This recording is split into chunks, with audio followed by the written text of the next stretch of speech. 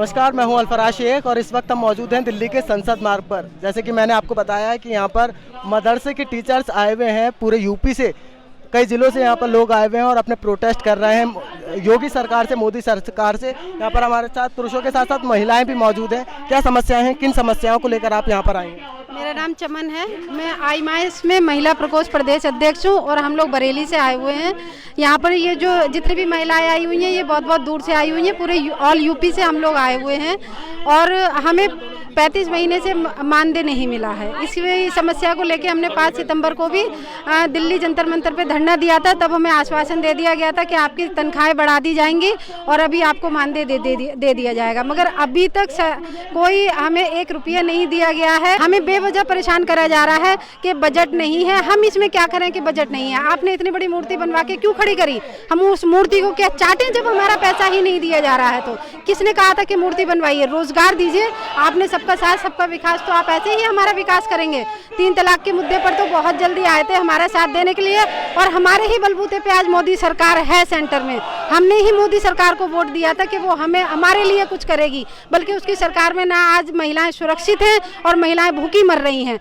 अगर वो ये कह रहे हैं कि हम महिलाओं को सपोर्ट कर रहे हैं तो मदरसा टीचर की तरफ उनका बिल्कुल ध्यान नहीं जाता है कि मदरसे में 40% जो है वो मुस्लिम महिलाएं भी पढ़ाती हैं।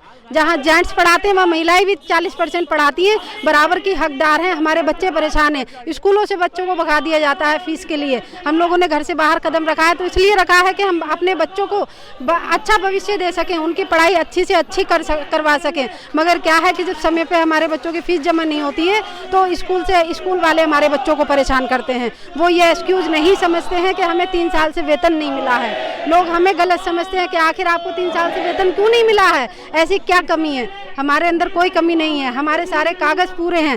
सरकार ने जांच पे जांच करवाई, सभी जांचों को हमने पूरे समर्थन के साथ करवाया, कहीं कोई खोट नहीं आई। उसके बावजूद भी सरकार हमें वेतन देने को तैयार नहीं है।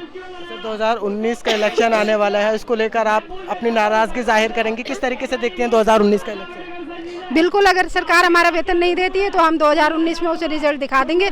जैसे हमने इससे पहले उसे सिर पर बिठाया, महिलाओं की बदौलत मोदी सरकार की बल्ले बल्ले हुई, वैसे ही 2019 में अगर वो हमारा साथ नहीं देती है तो हम उन्हें वोट नहीं देंगे। तो मोदी सरकार ने आने से पहले 1 साल में 2 करोड़ रोजगार और नौकरी का वादा किया था, कहीं ना कहीं सफल हुआ है? हमारे लिए कुछ सफल नहीं हुआ है। जिनको नौकरी दी होंगी सर उनको दी होंगी, हमें तो सिर्फ केवल रुलाया है। 3 सालों से हम रो रहे हैं, 3 सालों से हम परेशान हैं। अपनी मांग पे मांग या जंतर मंतर पर आके धरनों के माध्यम से, लखनऊ में भी और दिल्ली में भी हम दोनों जगह धरने के माध्यम से अपनी मांग को ऊपर पहुँचाते हैं। ना मोदी सरकार ना योगी सरकार, कोई भी सरकार हमारी मांगों को सुनने के लिए तैयार नहीं है। हम तो केवल परेशान हैं, जबकि हमें इस सरकार से बहुत उम्मीद थी कि ये सरकार हमारी परेशानियों को दूर करेगी। महिलाओं की सरकार है, महिलाओं को सपोर्ट करेगी, मगर सरकार ने तो उल्टा ही कर दिया। वो हमारा सुनने को तैयार ही नहीं है बिल्कुल। इसलिए हमें बड़ा दुख होता है कि जैसा सरकार को हमने समझा था, सरकार ने हमारा विकास नहीं करा है। सबका विकास, उसने कहा सबका साथ सबका विकास, तो हमने सोचा था कि हम लोगों को आगे बढ़ावा देगी सरकार, मगर उसने हमें पिछाड़ दिया है सर। ऐसा तो नहीं लग रहा है कि सबका साथ सबका विकास हो रहा है, क्योंकि हम लोग भी हैं और मदरसे से जुड़े हुए हैं। मैं पूनम चौहान और मदरसा जैतुन्निसा अप्रोला अमरोहा से हूँ और लगभग 2013 से मैं इसमें टीचर हूँ और तभी से जो है जांचे पे जांचें हो रही हैं और हमारा तो कुछ, हालांकि वेल ग्रेजुएट हैं अधिकतर और मैं भी MA B.Ed हूँ और टेट क्लियर हूँ, तो कहीं ना कहीं मतलब ऐसा लगता है जैसे हमारा शोषण हो रहा है, क्योंकि इतना कुछ करने के बाद भी क्या मिल रहा है हम लोगों को? कुछ नहीं मिल रहा। जितना कुछ किया है उसके अकॉर्डिंग क्या 3000 रुपये में बहुत है?